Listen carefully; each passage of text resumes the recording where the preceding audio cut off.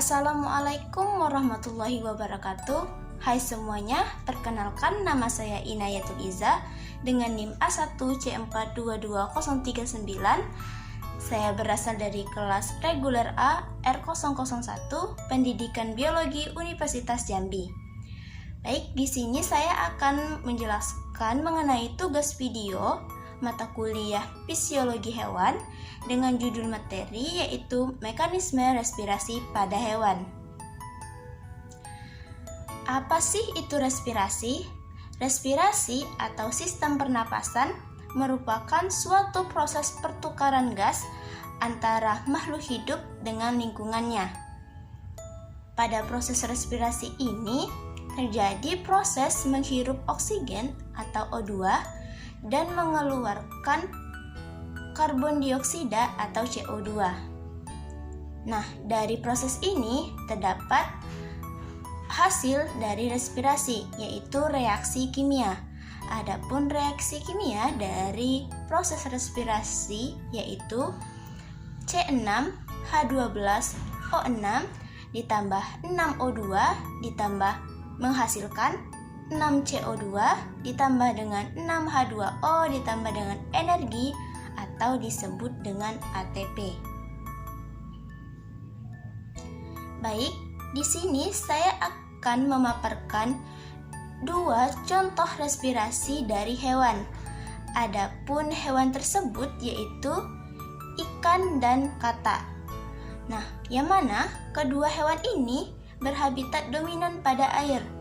Jadi, bagaimanakah mekanisme respirasi dari kedua hewan ini?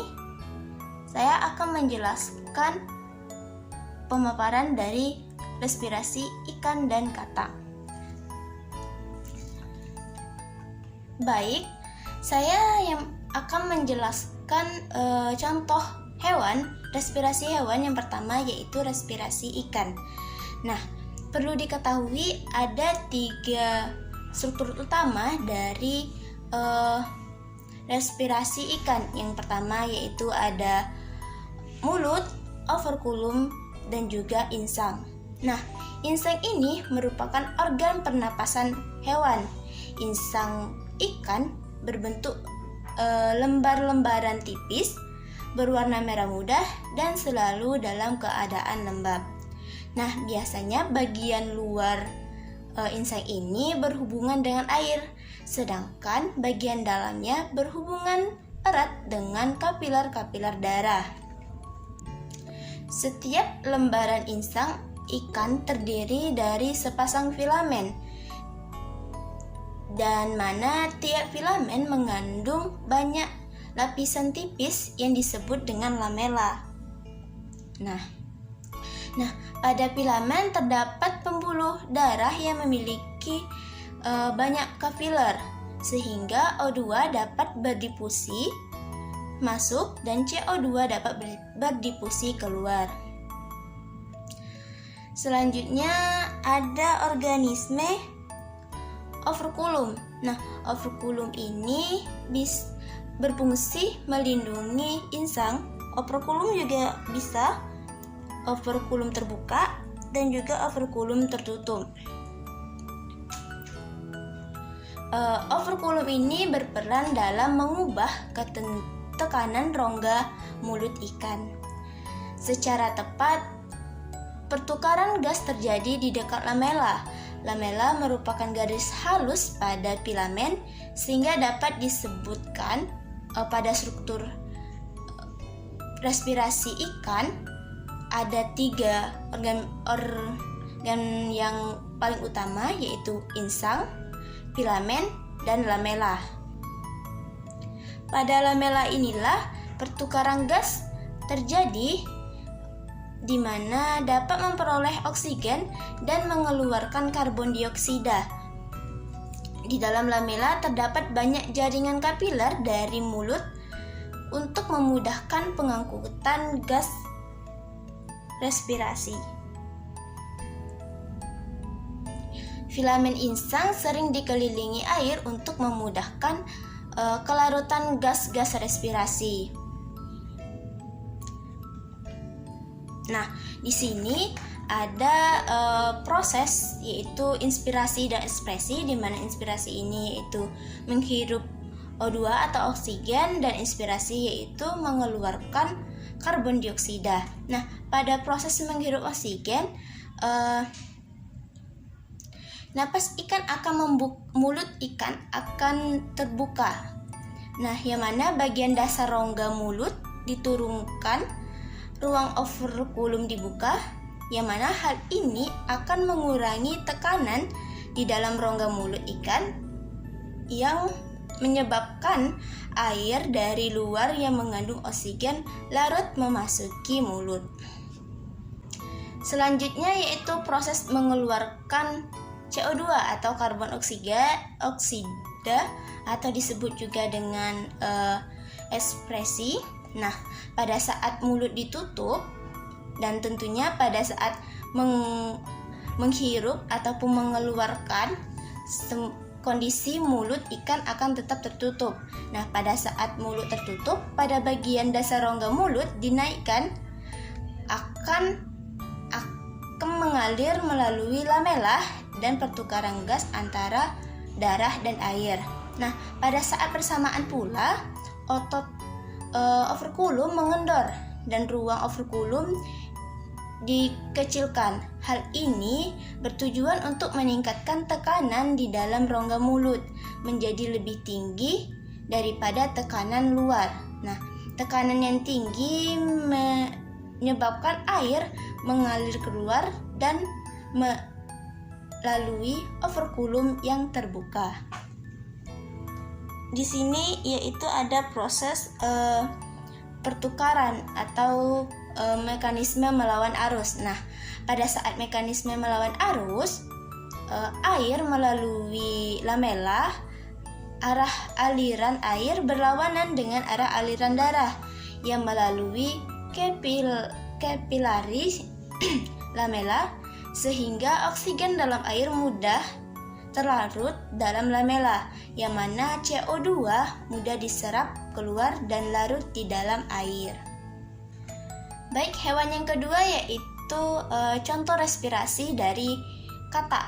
Nah, perlu diketahui bahwa katak memiliki sistem pernapasan yang unik, yaitu dapat melalui kulit dan juga paru-paru. Nah, kan pada awalnya katak itu berasal dari kecebong. Bentuk katak dewasa dan katak muda atau sering disebut kecebong ini hanya memiliki satu sistem pernapasan, yaitu insang, seperti bagaimana di ikan. Sedangkan pada katak terdapat dua, yaitu kulit dan juga paru-paru. Nah, di dalam struktur katak terdapat ada koane, yaitu penghubung antara rongga mulut dan paru-paru, berfungsi dalam mengawasi keluar masuknya udara dalam saluran pernapasan.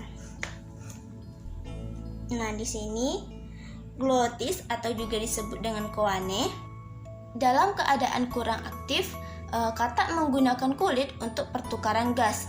Nah, kulit katak diadaptasi agar dapat melakukan pertukaran gas respirasi dengan baik. Sedangkan dalam keadaan aktif, katak menggunakan paru-paru untuk proses pertukaran gas. Di dalam jaringan respirasi, darah di bawah kulit dapat meningkatkan pertukaran gas respirasi. Nah, paru-paru katak berjumlah sepasang. Struktur paru-paru katak berupa kantong tipis yang elastis dilengkapi dengan lipatan-lipatan pada dinding yang berguna untuk memperluas permukaan. Nah, jadi di sini ada sepasang dari paru-paru katak. Pada permukaan dinding terdapat kapilar-kapilar darah yang berfungsi mengangkut O2 dari paru-paru dan jaringan-jaringan, lalu melepas CO2 keluar paru-paru. Nah, mekanisme pernapasan katak baik pada saat berinspirasi atau menghirupkan udara maupun berekspirasi pada saat mengeluarkan CO2 atau karbon dioksida. Mulut katak dalam keadaan tertutup. Pernapasan pada katak diatur oleh kontraksi dan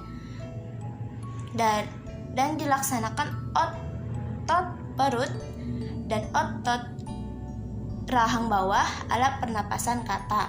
Pada mekanisme inspirasi atau menghirup udara, mula-mula otot stemohyoideus berkontraksi sehingga rongga mulut membesar. Nah, hal ini karena menyebabkan udara masuk rongga mulut lalu menuju hulu tenggorokan lewat keane, kemudian koane tertutup oleh klip.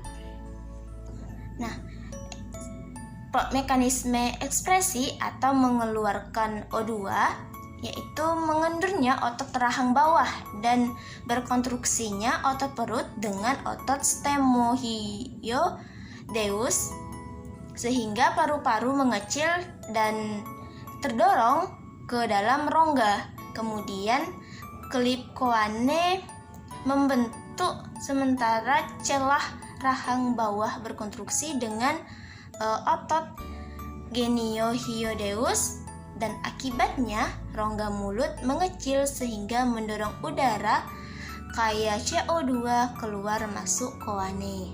Begitulah proses dari respirasi dua hewan yaitu ikan dan katak yang dapat saya sampaikan.